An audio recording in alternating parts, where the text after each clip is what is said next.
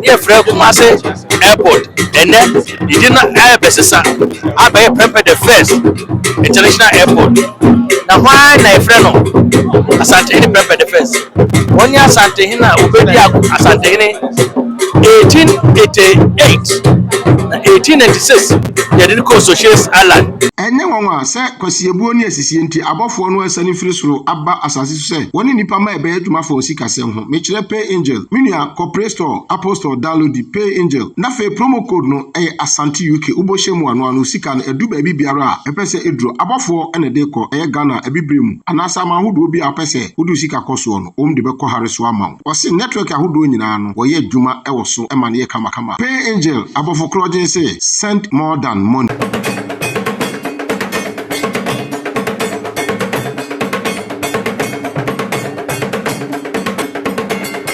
Asante UK ukuma pimwa apimbeba ebusia ene da sonko a enwonwa na efe enije ema Santima ni nyina ne se kane no beti ese Kotoka International Airport ufra no ne na aba gise obesi nkran na fe wafaka ade abedu Kumasi ene nyame adom ente se biem MPP abada Roma opimso ada Roma Asante yenso yenye de eti ne yene age e wa Santima ni nyina ne se Asante yenso yenye International Airport bia ene ena nanan matrankonya ne aban mpanimfo kabom no ma bebia no amma Asante yenya airport Asante UK TV ye wa ha de ekosubia no ye fa ne de amahwefo na wahu ne ekosubia tabre de ye bowrem ye wurawura ntrabatam twiaso na de ekosubia no amahwefo afedi obo ba simprimu ni subscribe channel no na share channel like ne fa comment ndura na yenkwani Mihu yanka na akachi abanso da ho a yema okrama enkaye enu nti usika a ode mani eframanane aba abibrem anase Ghana ha no bomodra se ode befa tap send ko Play Store Apple Store download tap send o download via promo code no Asante UK ubohye a sika no ekọ baby biara opese ekono entem sokra tap send wo aman ahodo bebre so a sika dwuma no a eno ye wo se de be yama amanfo ko mu adwo se MTN Vodafone Airtel Tigo ana baby a wo sika mani ho adwuma bia no ko ho tap send omu ho se odi dwuma e de aboa sikasem etifa ho bo tap send na oya sorobo a ofane wonko a okotokre enkaso tap send convenient, secure, fast and excellent. Lefa kweso na machira etiefo nyina se nedei e dalkese e wa Asante mewra odi Santehene no efie adonu no mu ne ewi ye no tuma bi na ye papa se ye wo ba bi a ebre bi atwam ye frɛ Kumasi Airport ene did not have a sesa abaye Pemper the first international airport na why na friend no Asante Pemper the first 1 year Asante na Ubedia Asante 1888 1896 they didn't call Socialist Island 1924 they didn't buy it number of person befa skejako no was one penny no na chese wo say ye befa no kosie eti nam say Asante ma ho hia no rokonkode no e na penny fa say ye de sa we share bay to Pemper the first they call Socialist Island na chese e ye ni sem e wa Asante mem eni Ghana mem na we kire say so wo ye bibia ama YouTube na ye na ya dachi bi be kaw eno ti nene ya bodwa kata Asante wura mai Ghana president so unya mai na mu pete kwa ne yati enche kura ro ba bedura ye huru say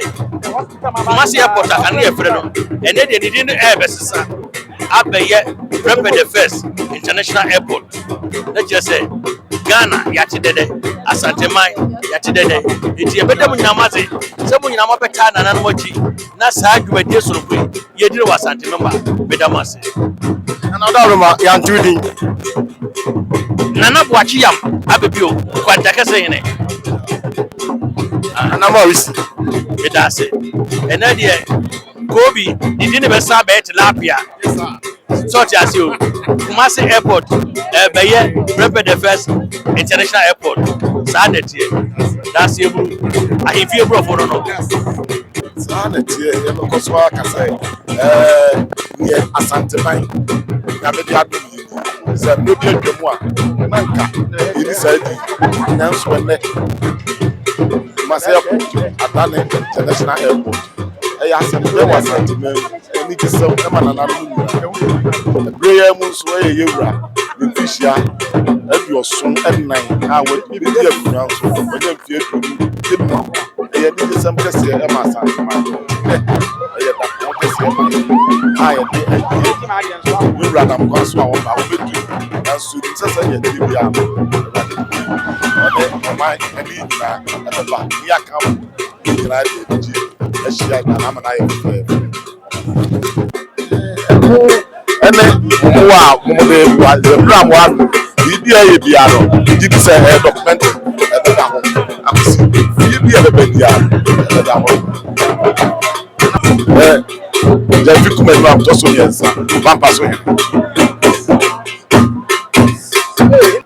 Edi kanya dia sidama Nyankopon.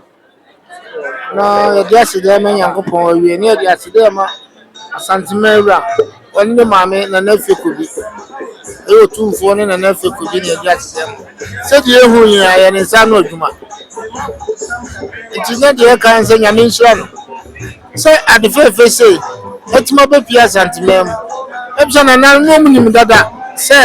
ebedu mrebere dia baburu sukura se no. Ebaya intine ni jida kasima Asantemai ani mfie aduonu no mayedi enti yede Nyankopon asige meka kakra no ya meka se na nine krose abi ya inkro hen enti ye kan so Nyankopon ani yede na se ade se be kroma ade adwuma bebre na eba e mamba buru ye adwuma cleaners beba ho fanse wo mo mba ye adwuma airport oni pa bebre ede Nyankopon se o ma sa yiwe nyina aba no no bia chesu se no esam na bio ni esa ada abampani o mampani ase so so din Asantemai ho no wodi we ya bre se do bi bias obi di ka efem na mensa mo sikase hin ni America ne se ede Nyankopon ase se ye bre so ye ti bi se wo kwa buchira izo wo kwa kusin kran nsan na watu aso wo ba ensem bibiri na da ban na se do tumfo ase so na no tumu na no kanu abam e da mansan nyina ase se o maboa mania ye nim se kebeba na atimi abiduru han ababoa ama ye nyina yenya nkoso airport aye international de ba ukromu a e de nyema bebire na ba dwadie bibia ekoso ti o de da ban na se so wayi we de ama yen da mas papa ade America fa o se de nyame ase a utumfo de da na se ere na mana adom so na dimedi omudi ya ama Asantemai apega aye ne dai ihunu saa de fefedie yi enu munyamhye ami ameka say otumfo akotoso hene sante hebrem promo a ka kotoso afi ha ko nyina ya kotoso ene he na nanom dimedi a omo ya na omo predi moja ni e da asase to wa na mutumfo adawro ma airport we be Kumasi airport esunya de abaye international airport enu munyamhye ma Asantemai ni Ghana ma yi na asida de nyame ne eda na se se de dwumadie mu no na da ye se baso se ibi Kumasi international airport ane no na enye international Kumasi airport ene de ti be bie se Kumasi international airport ne kwamo no ne a nyama se obekwonkra ti ana afu na nyame ne eda na se na sante hene tumfu adawroma ene ne dwumadie ehun sample oh dedi kan no asida ne be Nyankopon na mo so to da em se afei na Nyankopon kukuku no obi kwan se ene sa dwumadi o emra so ni ne kasai ni na wo ye bo hye wa adukwa yi